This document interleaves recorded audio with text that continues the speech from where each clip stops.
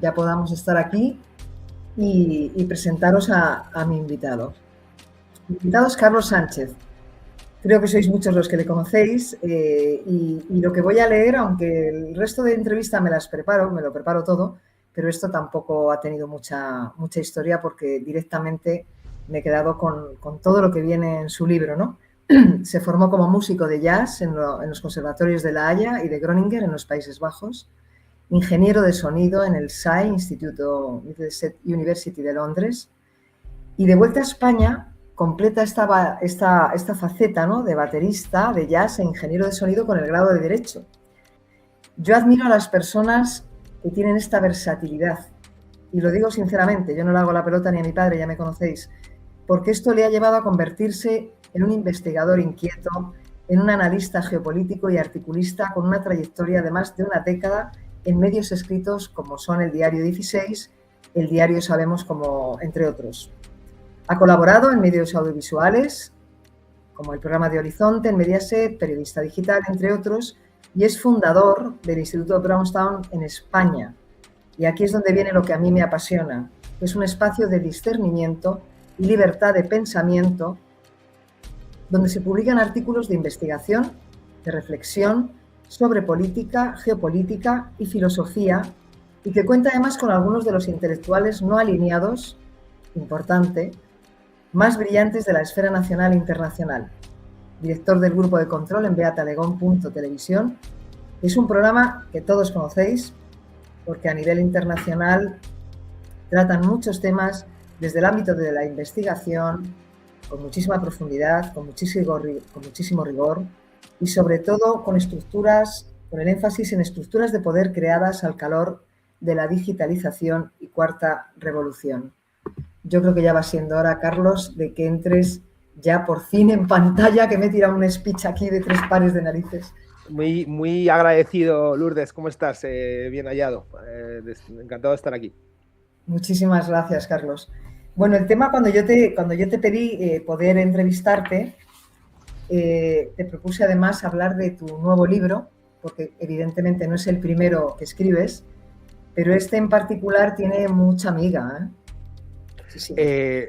Hombre, es que aparte es un tema que me toca muy de cerca, porque yo estudié en un colegio judío, siendo no judío, además, ¿no? Entonces, claro, todo el libro surge un poco de la idea que puedo salvar de todo aquello, ¿no? Porque, claro, es bastante frecuente, sobre todo, bueno, ahora ya se va dilucidando mejor y la gente va entendiendo más la diferencia entre una cosa y la otra, ¿no? Pero creo que, sobre todo cuando empieza todo este asunto, después del 7 de octubre, yo lo que encontré, para mi sorpresa, es que había una gran confusión entre lo que era ser judío, lo que era ser sionista, lo que era ser israelí. Claro,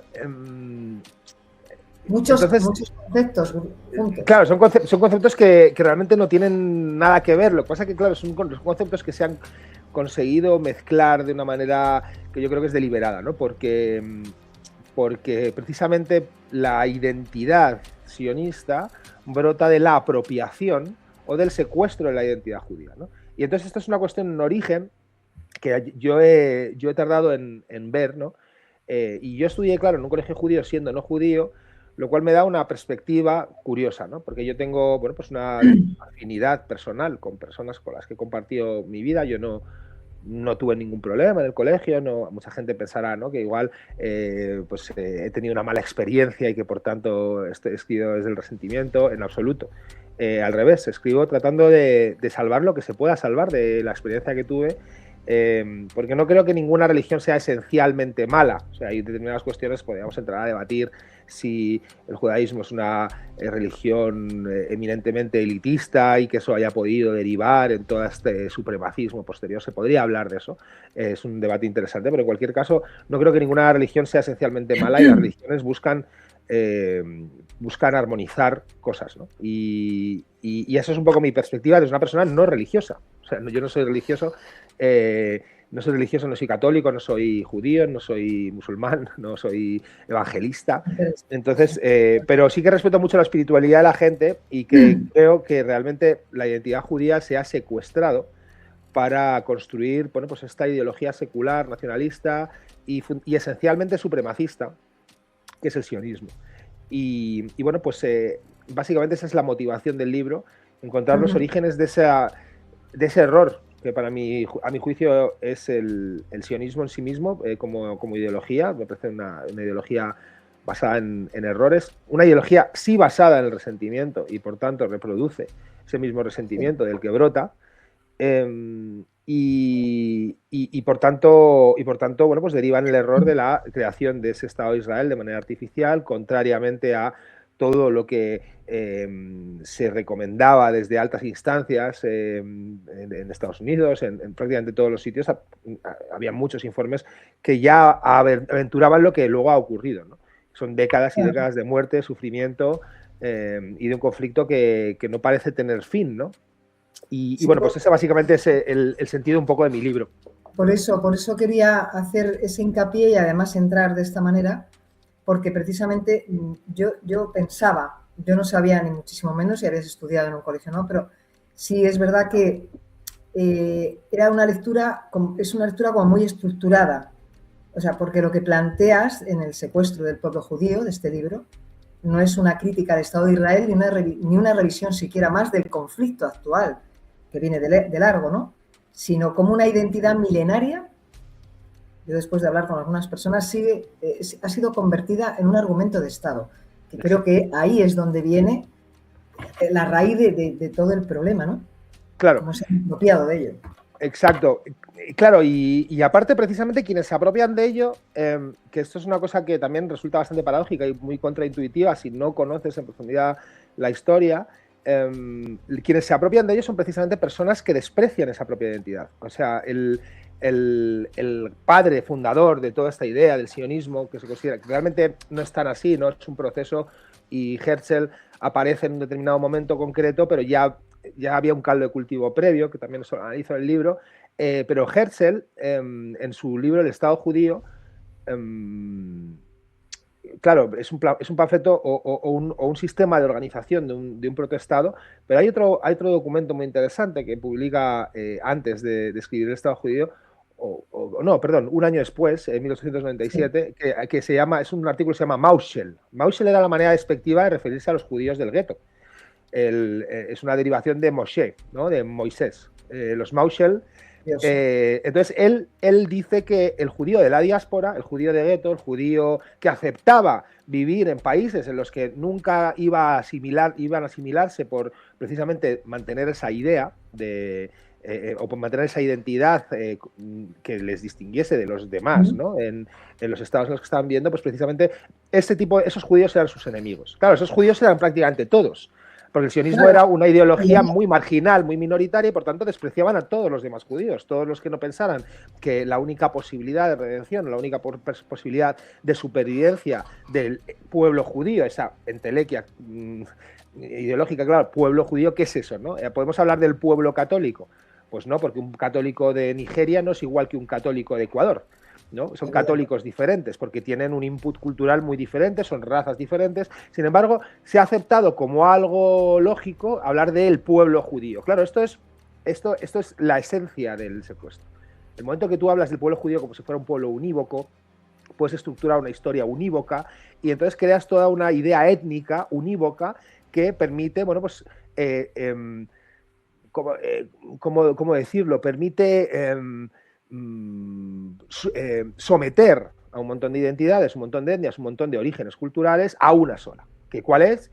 El askenazí secular, europeo, que pretendía crear un Estado europeo, fundamentalmente, ¿no? Entonces, desde el propio origen de la construcción del sionismo hay un desprecio intrínseco al judío como identidad cultural, religiosa, y demás, ¿no? Entonces esto es muy importante entenderlo porque el Estado o el protoestado de Israel y su idea supremacista se construye sobre la idea de despreciar lo anterior. El nuevo judío, el sabra, que se cree que se cría, el judío fuerte, el judío que lucha, el judío que impone por la fuerza su Estado, ese es el buen judío, ¿no? Y el judío de la diáspora, el asimilado, es el enemigo del judaísmo, en entendido como, bueno, pues esta apropiación secular, ¿no? Y en esto consiste básicamente el primer volumen del libro, que va a ser el primero de dos. Entonces llega desde, bueno, pues estos orígenes del sionismo hasta ya la construcción, hasta la creación del Estado en 1948 por la vía de la fuerza y de las Naciones Unidas. Y he decidido parar ahí. En un principio iba a escribir solo un libro, pero claro, uno se mete a investigar y claro, cuando ya llegaba, cuando ya estaba acercándome a las 600, 700 páginas, decidí partirlo en dos para hacerlo más digerible también para poder profundizar en aspectos, porque me da la sensación de que estaba tratando de comprimirlo mucho para tratar de abarcarlo todo. Entonces hubo un momento que decidí partirlo en dos y así de esta manera también poder explayarme en los diferentes puntos sin tener que ir tan a mata caballo, ¿no? Y muy fácil además de lectura para aquellos que, aunque hayamos estudiado un poquito el tema, pero como decía mi abuelo, tú siempre pregunta y aprende como si fueras tonta, porque si no entendemos el núcleo, no entendemos los conceptos, es imposible, de ahí toda esta guerra, ¿no? Claro. El gran éxito del sionismo ha sido construir este Estado o que parte del mundo aceptara esto como la verdad. Es una buena pregunta. Hay que entender una cosa, sobre todo en Estados Unidos, que al final Estados Unidos se ha convertido un poco en la palanca. Realmente el sionismo como idea o como construcción teórica o metapolítica, ¿no? Es europea y es ahí donde se va construyendo, pero realmente donde coge gran impulso es en Estados Unidos, precisamente por la aparición de doctrinas evangelistas muy rigoristas, en el sentido muy literales, en su manera de entender la Biblia, que es, por ejemplo, el dispensacionalismo evangélico, ¿no? Entonces es muy, muy, muy rigorista. Entonces, claro, los sionistas, que en un principio contaban con determinado rechazo dentro de su propia la comunidad judía, que era donde, bueno, pues naturalmente debían desarrollarse, ¿no? En Israel, pero sin embargo contaban con un rechazo mayoritario. La mayoría de los judíos que vivían en Estados Unidos, del mismo modo que ocurría en Europa, la mayoría de los judíos que vivían en Europa consideraban el sionismo una excentricidad, una cosa. Ellos querían ser alemanes, judíos y alemanes, o querían ser judíos y franceses, o querían ser judíos estadounidenses. Y sobre todo en las corrientes asimilacionistas derivadas un poco de este reformismo judío, que pretendía, bueno, pues, adaptar el judaísmo un poco a los nuevos tiempos, que es un proceso secularizador que ha ocurrido en todas las demás religiones, ¿no? A ir abandonando poco a poco un determinado rigorismo en pro de, pues, una especie de religión cívica que uniese a toda la gente, ¿no? O también en este momento de surgimiento de los nacionalismos, bueno, pues digamos que en la comunidad judía había un determinado rechazo por el sionismo. Y sin embargo, donde encontraron un terreno yermo, o sea, un terreno fértil para ir desarrollándose estas ideas fue precisamente en estas comunidades dispensacionalistas que entendían que para la segunda venida de Jesucristo era necesaria la creación de un Estado de Israel, ¿no? Entonces, claro, pues es una cosa que también sorprende mucho a la gente cuando dices, son datos, la mayor comunidad sionista del mundo no es judía. Judíos en el mundo debe haber en torno a unos 16 millones, que es una cantidad muy, muy, muy, muy pequeña de personas para, al final, el poder que ostenta el sionismo. Sin embargo, por ejemplo, solo en Estados Unidos la comunidad sionista cristiana, relacionada con movimientos evangélicos, es de unos 50 millones de personas. Ya solo en Estados Unidos ya cuadruplica el número de judíos en el mundo.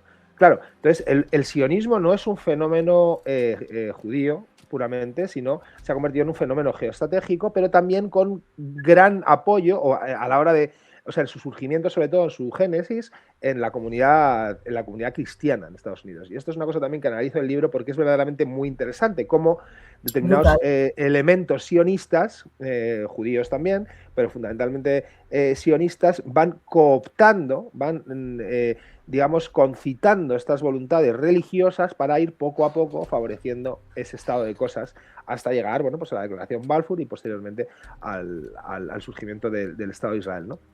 Vamos, como en una pared, van impregnando, se van metiendo. Claro, exacto. Y van aprovechando. Hay una parte del libro que hablamos del pragmatismo perverso. Hablamos, digo, porque lo estoy leyendo. El que lo hablas eres tú, evidentemente. Y claro, son dos palabras tremendas. Yo que he estado leyendo un poco por encima, pero es verdad que hablas de los pactos de conveniencia estratégica entre ese sionismo y el antisemitismo europeo. O sea, es que van buscando, para mí, en un argot muy de calle, van buscando todo lo peligroso para que se una con ellos y cojan más fuerza cada día. O sea, es una cosa de locos. Parece de locos, pues sobre todo si uno atiende a la propaganda a la propaganda posterior, ¿no? Pero claro, hay que entender, hay que ponerse en el momento histórico en el que empiezan a surgir estos nacionalismos. Hay un análisis incluso que nos podría llevar a anteriormente. Napoleón no quería que los judíos fueran una nación dentro de la nación. Quería que los judíos se asimilasen y que, por tanto, claro, los judíos, las comunidades judías europeas, sobre todo las relacionadas con el origen étnico askenazí, los sefardíes menos, eran más cosmopolitas, tenían más tendencia, bueno, pues a adaptarse mejor a los lugares. Sin embargo, los askenazíes sí tenían tendencia a crear comunidades más cerradas y esto a Napoleón le da mucho miedo. Entonces hay una frase muy mítica en unas cartas que se envía con Champagny, con su ministro, y entonces él decía que no quería que los judíos se constituyeran en un Estado dentro del Estado. Entonces que los judíos como ciudadanos todo, como nación nada. Ese era su planteamiento, lo cual hasta cierto punto es muy lógico, si uno se lo plantea, ¿no? Lo quieres tener, claro, es como, ahora hay mucho debate con eso también. Claro, y sobre todo al final que tiene que haber una ley, ¿no? El Estado de Derecho es eso, ¿no? El imperio de la ley es que todos nos rijamos por una ley similar, ¿no? Si empieza a haber grupúsculos que en sus zonas, en sus sectores, empiezan a tener una ley propia, que esto era la halajá, la ley judía es esto. Es una ley que solo rige para los judíos, ¿no? Y una cosa interna, claro. Esto generaría un debate muy interesante sobre el origen, ¿no? de todo esta aflicción eterna, ¿no? Con los judíos en Europa, pero bueno, eso es otro debate en cualquier caso, que hay personas más formadas que yo para tenerlo, pero Napoleón tenía mucho este miedo, ¿no? Entonces, claro, había un determinado rechazo, incluso dentro de los judíos reformistas, a asimilarse a los lugares del todo, porque eso implicaba de algún modo que su identidad se diluyese en la identidad general, ¿no? Y eso, bueno, pues es un miedo con los judíos, incluso los reformistas, incluso los secularizantes, bueno, pues han convivido siempre, ¿no? Entonces, claro, es derivado esto durante un siglo, todo el siglo XIX, pues llegamos al momento del sionismo, surge Herzl, surge la idea del Estado judío, como consecuencia en el caso de Herzl, del famoso caso de Dreyfus, este militar francés que fue acusado de espionaje, y bueno, pues parece ser que era falsa aquella acusación, y entonces pues esto teóricamente era antisemitismo y demás, ¿no? Entonces esto habría, ¿cómo decirlo?, inspirado a Herzl o a otros, como a Pinsker que escribió Autoemancipación en 1800 y pico, 1882, quiero recordar, y entonces pues de este miedo, ¿no?, al rechazo, de este miedo a los pogromos, de este miedo a la violencia, pues surge un poco la idea de necesitaremos nuestro propio Estado en algún momento porque ni nos vamos a asimilar. Entonces, claro, en este contexto, autores, por ejemplo, como Zev Jabotinsky, que es el líder espiritual de lo que hoy conocemos como el Likud, ¿no?, el gobierno de Benjamin Netanyahu, del Likud precisamente, bueno, pues él planteaba que el antisemitismo era una cosa natural. Él hacía una distinción entre el antisemitismo de los hombres y el antisemitismo de las cosas. El antisemitismo de los hombres sería el puro prejuicio hacia el otro por el hecho de ser judío, y entonces él consideraba que contra este antisemitismo no se podía luchar, que era una cuestión bueno, pues despreciable y por tanto no cabía. Sin embargo, el antisemitismo de las cosas era lógico, era el antisemitismo, claro, él lo veía lógico como judío. Entonces él lo veía como, bueno, pues el padre que prioriza por sus hijos antes que por los de los otros, ¿no? Entonces esto sería, digamos, una reducción muy educativa. Claro, muy educativa. Entonces él consideraba que los antisemitas de las cosas iban a ser sus aliados naturales, porque tenían un objetivo común, que era que los judíos se fuesen a otro lugar. Entonces había que colaborar con ellos, ¿no? Entonces, el origen de este pragmatismo perverso que comento es ese. Entonces, Zev Jabotinsky que por cierto fue muy amigo de Mussolini, tanto fue así, que la primera academia Betar, una academia militar sionista, se organiza en Civitavecchia, en Italia, y bueno, pues Jabotinsky tenía gran admiración por Mussolini. Entonces, hay que verse en ese contexto en el que los nacionalismos se están construyendo, cuál es el marco epistémico en el que se construyen esos nacionalismos, pero la propia idea de la raza judía, es una idea en origen del propio Jabotinsky y de otros autores de la época, mucho antes de las leyes raciales de Nuremberg. Estamos hablando de 20, 25, 30 años antes de las leyes raciales de Nuremberg, ya se hablaba de la raza judía. Por tanto, claro, muchas veces se nos cuenta la historia como, bueno, pues Hitler, que estaba muy cabreado, estaba muy enfadado, y era una persona que odiaba, pues entonces construye todo un ideario en torno a los judíos son una raza despreciable, una raza inferior, que por tanto hay que someternos. La idea de la raza judía no era una cosa del nazismo, ni era una cosa del fascismo, era una cosa... Venía dentro de casa. Claro, venía dentro de casa, exacto. Entonces, simplemente, bueno, pues eran vasos comunicantes, ¿no? Entonces, esto lleva a los judíos, a los sionistas, establecer toda suerte de pactos, tanto con el nazismo como con el fascismo. Entonces, los relatos del libro son muchos pactos, quizá el más significativo, el más paradigmático, sea el pacto Habará, que es un pacto al que se llega de los sionistas alemanes con el Reich para precisamente ir trasladando personas hacia Palestina.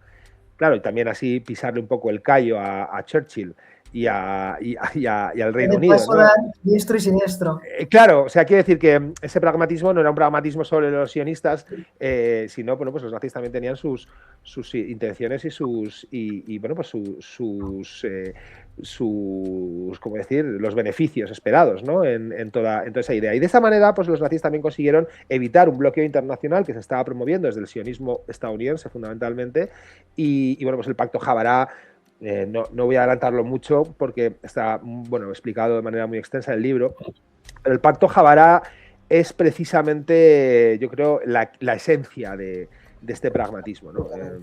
Y bueno, pues o sea, muchísimos otros casos, ¿no?, que también brotan de la percepción que tenían los propios sionistas de los judíos europeos asimilados, ¿no? Ese desprecio que ocurre en origen, desde los propios documentos originales de Hetzel, hablando de los Mauschel, y todo ese desprecio por los judíos asimilados se va amasando hasta cuando llega el pacto Habará, pues verdaderamente ese desprecio formaba parte de ese pragmatismo, ¿no? Se construye ese pragmatismo del Estado judío sobre ese desprecio al judío asimilado, el judío europeo, el judío de la diáspora, al cual consideraban un judío débil, un judío de gueto, ¿no?, que siempre iba a estar, bueno, pues en los márgenes del Estado, en los márgenes de la realidad, ¿no? Es brutal, es que el tema como dices tú, da para hablar muchísimo, muchísimo. Cuando hablas de limpieza étnica premeditada, evidentemente yo pienso que aquí se desmonta una fórmula, ¿no?, de una tierra sin pueblo para un pueblo sin tierra. Y entra Exacto. En una planificación de vacío demográfico árabe. Entonces, ¿por qué sigue siendo tan importante disputar esa frase? Es que esa frase básicamente era mentira. Claro, lo que pasa es que se convirtió en eslogan, claro. La verdad es la primera que muere en el relato siempre. Claro, entonces esa frase es que ya era mentira en origen. Entonces, claro, para los judíos europeos que estaban viviendo en un momento en el que, bueno, pues ser judío en Europa era una cosa complicada, pese a que había un rechazo mayoritario en las comunidades judías europeas y centroeuropeas por la idea de el retorno a Sion, ¿no? Lo entendían como, bueno, pues como una lectura pues un poco interesada o rigorista, excesivamente rigorista de la Torá. Claro, había que venderles la idea como fuese, ¿no? Los sionistas están tan convencidos de su película que bueno, pues había que venderles la idea como fuese. Entonces, pues venden esa idea de una tierra sin pueblo para un pueblo sin tierra.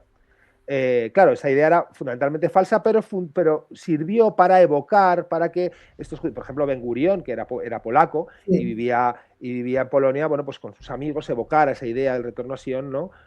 Como, bueno, pues como... Muy romántica. Muy romántica, exacto. Entonces tuvo Entonces podría decirse que los primeros sionistas fueron engañados por otros sionistas.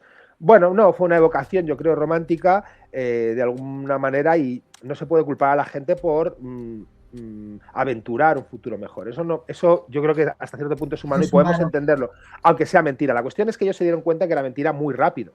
De la primera aliyá, cuando ellos van llegando a Palestina, poco a poco, en principio, me parece que fueron unos 25.000 o unos 30.000, ahora no recuerdo exactamente la cifra, pero llegan al sitio y se dan cuenta que aquello no era tan idílico y que allí había mucha gente viviendo y que, bueno, pues las condiciones de vida eran duras. O sea, los árabes tenían salarios bajos, había otro contexto socioeconómico muy diferente y se dan cuenta que las condiciones son muy duras. Por tanto, esa frase tarda muy, muy poco en expirar.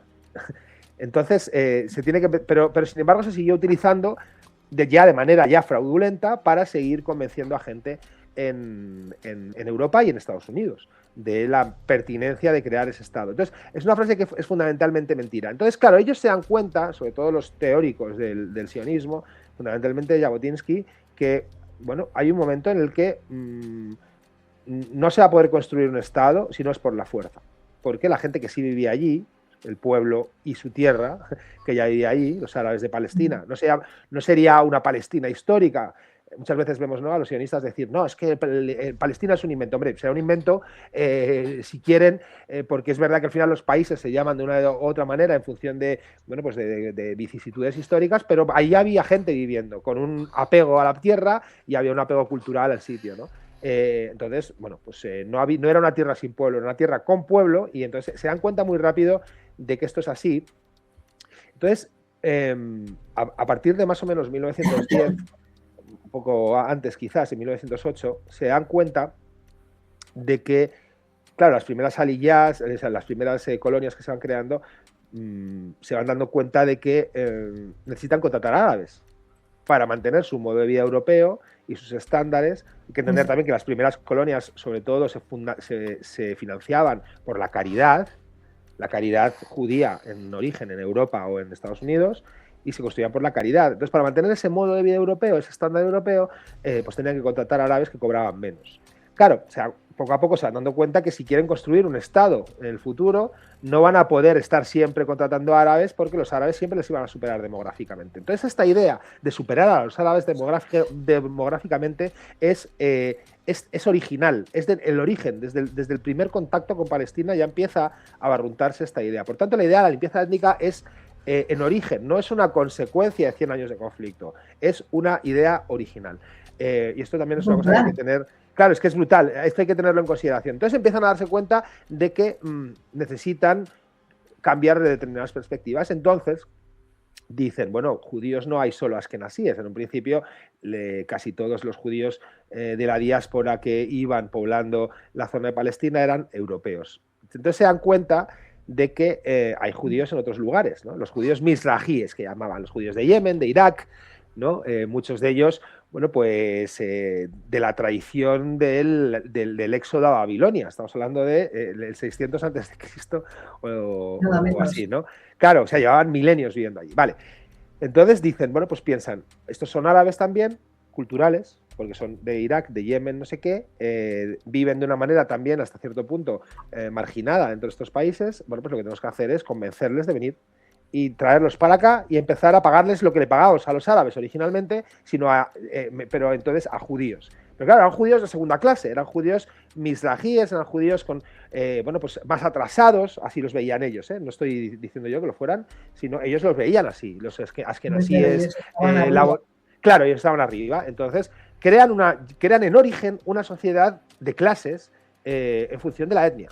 Crean una sociedad de judíos askenazíes, digamos, con una tradición europea, y van contratando judíos misrajíes por unas condiciones pésimas. No les permitían vivir dentro de los propios kibbutz, sino que los dejaban fuera en los campamentos llamados magarot, en los que vivían prácticamente en condiciones de semi-hacinamiento.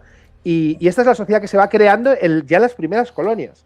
Quiero decir, entonces, la idea de la limpieza étnica es en origen, y la idea racista y supremacista eurocéntrica, digamos, también es en origen. Te estoy hablando de 1910. O sea, las leyes de la raza, las leyes raciales de Hitler no llegan hasta el año 36. Estamos hablando de 25 años antes. 5 años. Claro, claro. Entonces, El plan lo tenían clarísimo desde hace muchísimo tiempo. Claro, hay un ideólogo muy importante, podéis buscar, Arthur Rupin. Arthur Rupin era un eugenista convencido, que también es una de las cuestiones que estaban resonando ahí. No fue un invento de los nazis, no fue un invento de Mengele, la eugenesia. La eugenesia era, de hecho, el origen es más británico, ¿no? De la Royal Society de Londres, Darwin, Spencer, Galton, Claro. empiezan a desarrollar estas ideas eugenísticas bueno, sobre el darwinismo social, ¿no? Que el darwinismo social, por cierto, es otra de estas cuestiones que también suele estar confundidas. El darwinismo social es previo al darwinismo de Darwin. Eso también hay que tenerlo en cuenta. Es Spencer quien inspira lo que va a pasar. O sea. Claro. Así que, bueno, pues básicamente esa idea del pueblo sin tierra, la tierra sin pueblo, es un eslogan falso que, bueno, lo que deriva en una necesaria limpieza étnica, que poco a poco se van dando cuenta de esto. Y con esto voy a cabo, porque hay un libro muy interesante, 1923, Zev Jabotinsky, lo vuelvo a mencionar porque es un personaje central en todo esto. Sí. Zev Jabotinsky escribe un libro que se llama El Muro de Hierro. En El Muro de Hierro, él sostiene que los laboristas, que eran civilinos, claro, los laboristas eran... Él se oponía a los laboristas, se oponía al socialismo, estaba más cercano al fascismo italiano, ¿no? Estos planteamientos etnonacionalistas, pero fundamentalmente de derechas, ¿no? Entonces se consideraba que los laboristas pretendían engañar a los árabes y que a los árabes había que respetarlos, y que como había que respetarlos había que entender que nunca se les iba a conseguir sobornar ni echar la tierra con sobornos, que lo que había que hacer era someterlos militarmente. O sea, su respeto era ese, someterlos militarmente. Les estamos echando de su tierra y por tanto se van a defender, que es lo que haría cualquier persona, es lo que yo haría. Y por tanto, como respeto a esta persona, lo que tengo que hacer es someterla militarmente. Este es el planteamiento de Zev Jabotinsky. Y esto estamos hablando del año 1923. El Mein Kampf de Hitler sale un año después. Es increíble. Para contextualizarlo históricamente, ¿no? Contextualizarlo históricamente, totalmente. Bueno, pues esto daría, evidentemente, como dices tú, para hablar durante meses y años. Pero, sin duda. Exacto. Y el otro día cuando hablamos, yo tengo especial interés, porque son muchos años los que llevo detrás del tema de Jeffrey Einstein y el transhumanismo. Y por eso precisamente a esta charla contigo la he titulado La arquitectura del poder, porque todo tiene que ver con todo. O sea, tú creas como estás contando, tú creas una cosa pequeñita, tiene el poder suficiente y al final se hace con la magnitud necesaria como para poder con el resto. Entonces, has hablado también del transhumanismo y a mí me gustaría mirar contigo el caso Einstein, evidentemente no tenemos el tiempo que queremos, pero porque sería poco serio además tratar esa magnitud en poco tiempo. Muy complejo, pero, sí. Claro, cuando observas este caso, todo el mundo ve un criminal, todo el mundo ve algo relacionado con el tema de las menores, con muchísimos temas, pero no ven detrás la estructura, que para mí es mastodóntica. No ven los clústeres, no ven fundaciones, no ven personajes muy conocidos por todos de la política, del ámbito de las farmacéuticas, o sea, no ven nada. La mayoría ven un caso aislado de una isla, de unas menores, y ahí se queda todo. Y me gustaría saber tu opinión sobre este tema para poder enlazarlo a ese transhumanismo que era la obsesión de este asesino, ¿no? Sí, es verdad que toda esta cuestión del asunto Epstein, la magnitud del asunto Epstein y la manera en la que se han ido liberando los documentos es una estrategia deliberada que en el ámbito militar, en la jerga militar, se llama en Estados Unidos flood the zone, o sea, inundar la zona. De manera que, claro, vimos un momento bastante paradójico cuando salen los archivos de Jeffrey Epstein. Esto ya ha quedado ahí en los anales de la historia y ya parece que a nadie le importa, ¿no? Pero para mí sigue siendo muy relevante porque profundizar en el asunto de Epstein es profundizar efectivamente lo que tú dices de la arquitectura del poder, de qué manera se construye una sociedad elitista, en la que, bueno, hay un determinado de grupo de gente, una suerte de pueblo elegido, que esto conecta muy bien con la idea del sionismo, y por eso también el sionismo tiene tanto éxito en esta epistemología de la élite, del pueblo elegido. Y entonces la estrategia de Flood de Son, claro, permite momentos tan paradójicos como que salga Santiago Abascal diciendo que los progres con Epstein, porque Bill Clinton, porque no sé qué, porque no sé cuántos, y salga también a la vez, en el mismo día y a la misma hora prácticamente, Irene Montero diciendo que la alianza Epstein, porque Steve Bannon. Entonces todo el mundo puede elegir sus villanos favoritos, relacionarlos con Epstein y por tanto construir su narrativa. Sí, Pero claro, eso es una falsedad, ¿no? Entonces al una final, versión. claro, la cuestión de Epstein se ha quedado ahí un poco como, bueno, pues eso, como un muñeco del pim pam pum, y lo que tú estás diciendo, ¿no? De algún modo personalizas al criminal y por tanto no entiendes la estructura que hay detrás, o no se entiende que Epstein realmente era una pieza más dentro de un engranaje enorme, ¿no?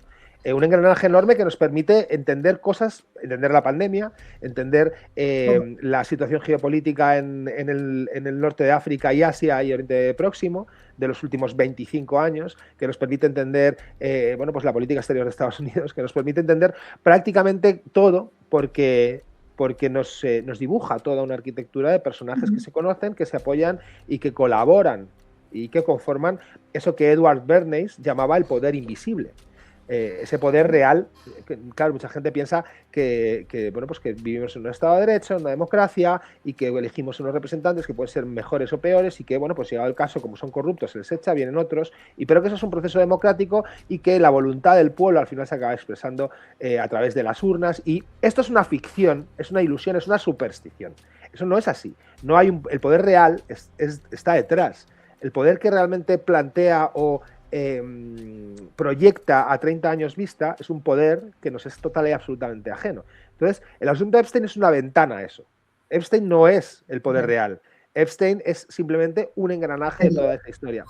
Entonces, claro, el asunto es verdaderamente terrible. La cuestión del transhumanismo, vale, eso ya es centrar el debate bastante, pero yo creo que sí que la cuestión del transhumanismo explica desde un poco la filosofía de esta élite hasta, bueno, pues realmente las estructuras de poder que se crean en torno a esto, ¿no?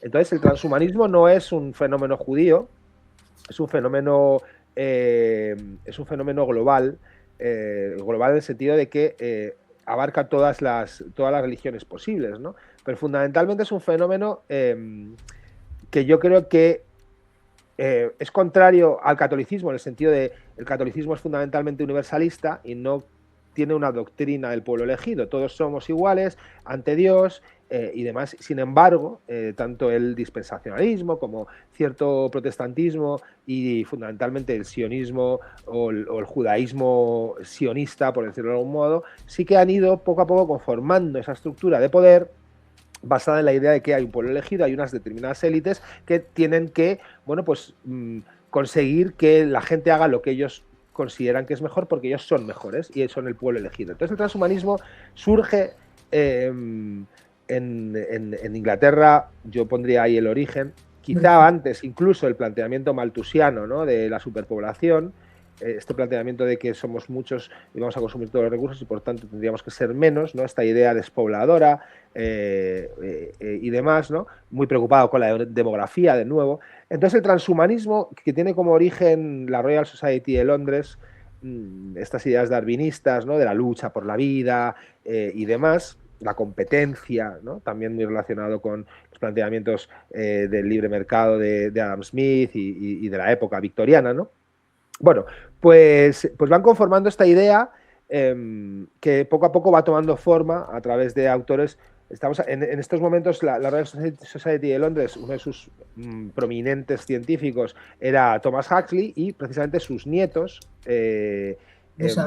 Julian Huxley y Aldous Huxley, el escritor de Un Mundo Feliz, ¿no?, que todos conocemos, que no era una crítica, sino un proyecto. El Mundo Feliz no era... Claro, era un proyecto y bueno, pues sí, empiezan a construir esta cuestión. Julian Huxley, el hermano de Aldous, es precisamente el primero que utiliza el término transhumanismo inspirado en la doctrina de un clérigo llamado Pierre Teilhard de Chardin, que bueno, pues desarrolló esta idea del punto omega, ¿no? El ser humano tiende a ¿cómo decirlo? Tiende a perfeccionarse siempre, ¿no? Es la especie del progreso infinito, ¿no? Que entiende, bueno, pues el progreso humano como lineal y, bueno, pues llegará un momento de tal complejidad que sea el punto omega, ¿no? Este concepto utilizado por Julian Huxley, bueno, pues puede derivar incluso en esto que llama la singularidad de la inteligencia artificial, ¿no? O sea, se puede entender de esta manera, llegar a un punto de complejidad máximo en el que nos trascendamos a nosotros mismos y, por tanto, desafiemos nuestros propios límites biológicos. Entonces, Epstein realmente es uno más de esta corriente, no es el instigador principal, es, bueno, uno más de este... Hay muchos Jeffries, hay muchos Jeffrey Epstein. Entonces Jeffrey Epstein lo que tenía una enorme habilidad era conectando gente, ¿no? Conectando pues la gente del Big Tech con la gente de la ciencia, ¿no? De la biología, los políticos, el dinero, ¿no? Los capitales, en torno a toda esta idea de, bueno, pues la construcción de una especie de élite biológica de elegidos, ¿no? Una comunidad de elegidos que, bueno, pues que poco a poco gozaran de estos avances, ¿no? CRISPR, esto que estamos viendo ahora. Y para eso se necesita, pues, un enorme campo de investigación. Por tanto, esa clase inútil que Yuval Noah Harari suele usar se convierte en útil en el momento en el que nosotros podemos participar, ser cobayas de estos experimentos. Y bueno, la pandemia quizás es el caso más perfeccionado, ¿no? En el que nos convertimos todos en cobayas de un experimento no solo bioquímico, no solo farmacéutico, sino social, de ingeniería social, ¿no? Entonces, claro, la cuestión de Epstein es magnífica porque, por ejemplo, gracias a la relación de Epstein con Bill Gates, podemos entender de qué manera se ha construido todo este entramado societario de fundaciones pretendidamente filantrópicas que al final, bueno, pues han derivado en una suerte de Ministerio de Salud Mundial, ¿no? La Organización Mundial de la Salud es fundamentalmente el complejo industrial que ha montado Jeffrey Epstein con la ayuda precisamente, o sea, Bill Gates con la ayuda de Jeffrey Epstein y de JP Morgan y de, bueno, instituciones. Yo siempre digo que son espacios de excepción que se puede crear el poder. Claro, exacto. Los espacios de excepción, allí trabajan, da igual el sector del que estés hablando, ya el poder lo tienen. Referente a lo que estabas hablando ahora del transhumanismo, cuando nos lo venden, porque claro, yo hablo con personas y te dicen, no, pero es que todo son palabras seductoras, es curar enfermedades, prolongar la vida, ampliar capacidades, pero a mí lo que me preocupa es poder explicarle a los demás quién decide qué límites humanos deben superarse, claro, y con qué criterio, con qué beneficio, porque detrás de todo esto volvemos a lo de siempre, es el control. No te dejan, hoy leía, no te dejan entrar, no van a dejar entrar a los niños en verano en las redes. No, señora, usted me está vendiendo un caramelo que ya no se lo traga nadie. Bueno. Es que claro. Sí que se lo tragan. Y ahí, por ejemplo, es otra de las cuestiones. Nadie, me refiero a los que saben lo que es tragarse ese caramelo, claro. Claro, pero fíjate que hay una cuestión que además yo creo que revela con enorme elocuencia hasta qué punto la polarización o la falsa polarización o la polarización en torno a falsos dilemas lo que hace es fortalecer realmente al final la estructura de este poder invisible, ¿no? Tenemos por un lado, teóricamente, ya nos están dibujando, ¿no?, esta polarización en el mundo de la inteligencia artificial. Tenemos por un lado Anthropic, que son los buenos, que van con el Papa, que tienen una constitución ética dentro de su inteligencia artificial, y ya tenemos a los malos, que son Palantir y demás, ¿no? Entonces, hay una suerte de tecnoligarquía buena y tecnoligarquía mala, derechas e izquierdas, de nuevo. Poli bueno, poli malo. Exacto. Entonces, claro, de repente tenemos a los malos, que son, digamos, los de Trump, ¿no? Por lo menos desde aquí, desde la lectura que se hace aquí en Europa, fundamentalmente. Entonces, la tecnoligarquía en torno a Donald Trump serían los malos porque quieren desarrollar armas autónomas, no sé qué. Y por otro lado tenemos a los buenos, que son, bueno, pues Pedro Sánchez, que va a luchar contra la tecnoligarquía fuertemente, ¿no? Pedro Sánchez, claro, no tiene ningún problema en aceptar premios de Bill Gates o de darle nuestro dinero público a todo el entramado offshore del Project Molecule. Ya eso lo podéis leer en algunos de mis artículos en Brownstone, cómo se construye ese proyecto offshore con el que hemos dado dinero a Bill Gates, básicamente, para que construya todo su emporio vacunal. Claro, entonces tenemos a Pedro Sánchez diciendo, vamos a luchar contra la tecnoligarquía porque son muy malos y no sé qué. ¿Qué vamos a hacer? Vamos a poner vamos a despojar a las familias de su potestad de educar a sus hijos, si quieren que entren en las redes o no, Y esa prerrogativa nos la vamos a arrogar nosotros como Estado y, por tanto, vamos a decidir quién puede entrar en Internet. No, eso es grave, porque ya te están despojando de una potestad tuya, que es lo mismo que han hecho en la ley trans, ¿no? También, ¿cómo decirlo? Desafiando los límites de la biología, ¿no? Como que es la biología prácticamente es opinable. Vale, entonces, la cuestión es, no solo te están despojando de eso, sino que encima lo que estás haciendo de esta manera es obligando a todo el mundo a que dé sus datos, acabando de esta manera con el secreto de las comunicaciones, acabando con la intimidad, por tanto, colaborando a este marco epistémico de la sociedad de la vigilancia y la sociedad del control. Claro, Jeffrey Epstein está en el centro, está en el centro de la tecnoligarquía, esta en la que se supone que luchan. Bueno, pues Jeffrey Epstein conocía tanto a Peter Thiel como a OpenAI, a Sam Altman, como a Bill Gates, y entonces ha colaborado con todos para favorecer que todas estas personas construyan esta sociedad de la vigilancia, en relación siempre, por supuesto, con el Estado de Israel, a quien realmente Jeffrey Epstein servía con enorme lealtad, ¿no? Absoluta. Entonces estaría bien pensar, lo que cuesta tanto entender, ¿no? Yo pienso que pensar se ha vuelto casi, no sé, es un acto revolucionario.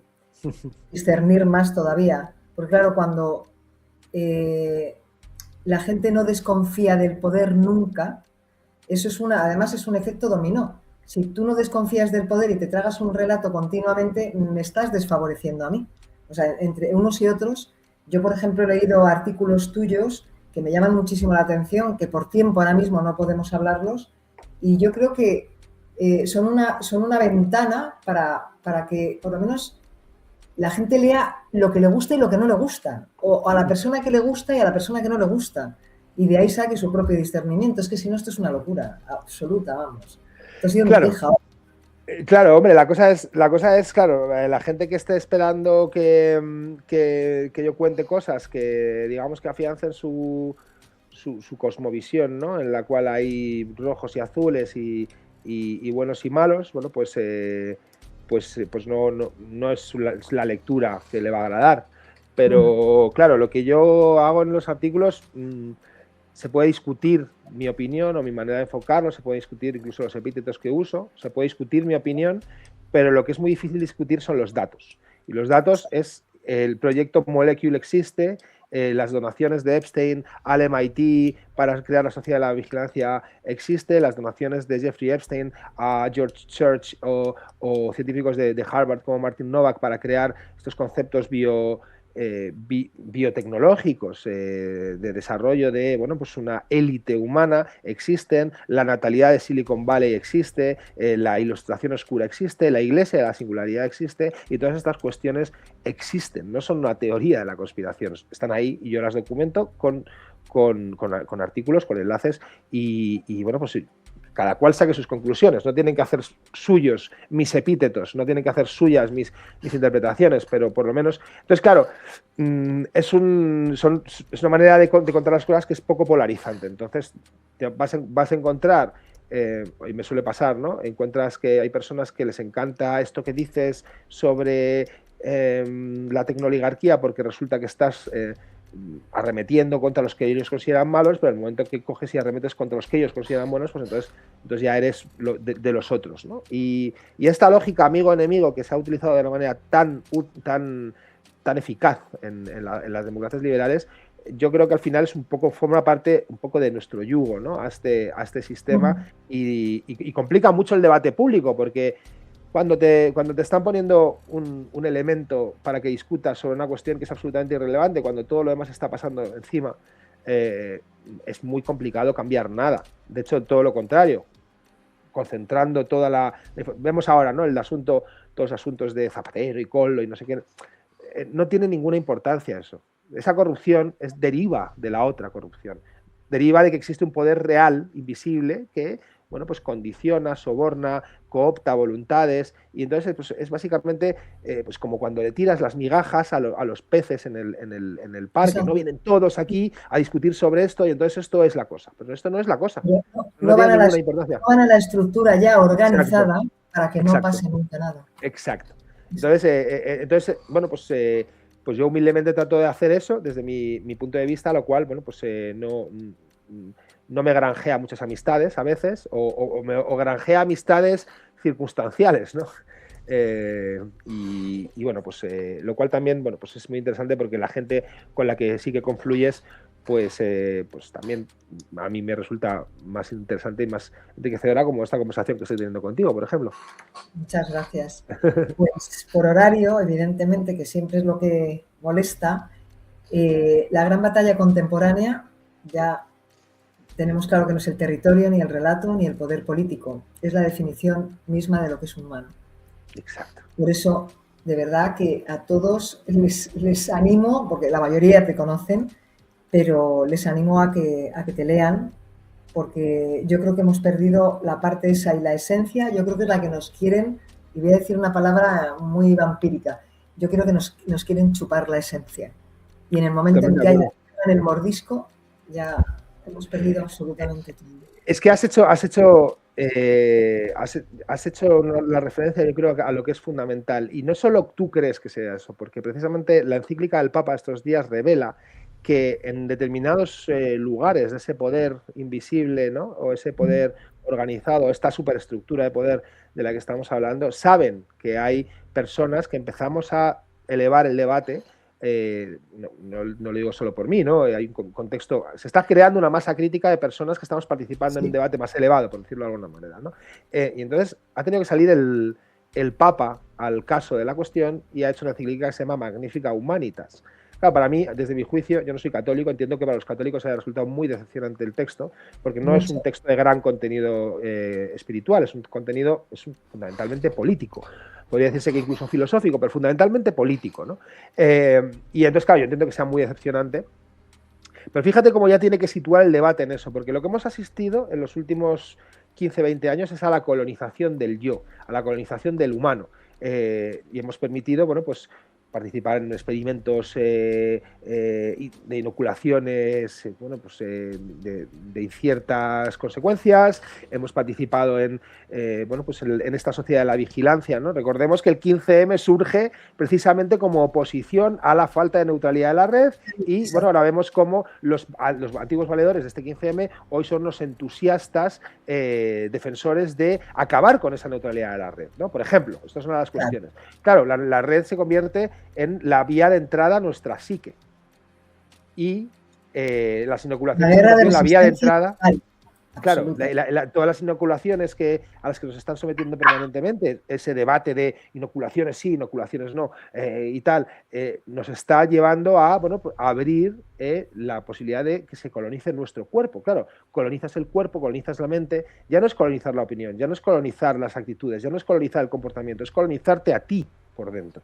Y esto es, me parece que es un salto cuántico y en este momento pues sale el Papa con su encíclica situando el debate y por un lado ajustando la ventana de Overton de modo que aceptemos, por ejemplo, que tenemos que dar nuestros datos para entrar en Internet, porque hay que proteger a los menores. Entonces ya él se posiciona en ese debate. Parece que se está posicionando de un lado, ¿no? Del lado de los buenos, el lado de... Pero sin embargo lo que está haciendo es considera aceptable esta cuestión que al final es una concesión a la tecnoligarquía la que se pretende estar luchando, ¿no? Entonces, la polarización tan necesaria para cimentar la sociedad siempre tiene una nueva capa en la que se pretende polarizar y, por tanto, aceptar un determinado estado de cosas y un determinado marco epistémico. Y yo creo que con esto hay que tener también bastante cuidado. Es muy peligroso. Muy peligroso. Muy peligroso, sí. Pues, Carlos, qué decirte que en algún momento tendremos que saber dónde nos podemos encontrar. Esa palabra resistencia, que también está súper prostituida, pero es verdad que yo considero que quiero tener cerca de mí a las personas que piensan, que disciernen, me guste o no me guste, esté más de acuerdo o menos, pero desde luego a la lobotomización no voy a apostar. Con lo cual, haberte tenido aquí hoy ha sido todo un placer. Espero repetir en alguna ocasión. Sí, sí. Y darte las gracias por todo el aporte que haces diariamente. Aprovecho, pues si quieres, te invito el día 13, estaré de 7 a 9 firmando libros en la Feria del Libro, así que pues tenemos la oportunidad de pues, tomar algo, charlar y podemos, Por supuesto. pues vernos Eso allí. está hecho. Eso Lourdes, está ha hecho, sido Carlos. un placer. Un placer, gracias. Un abrazo Gracias a fuerte. ti. Chao, Gracias. chao.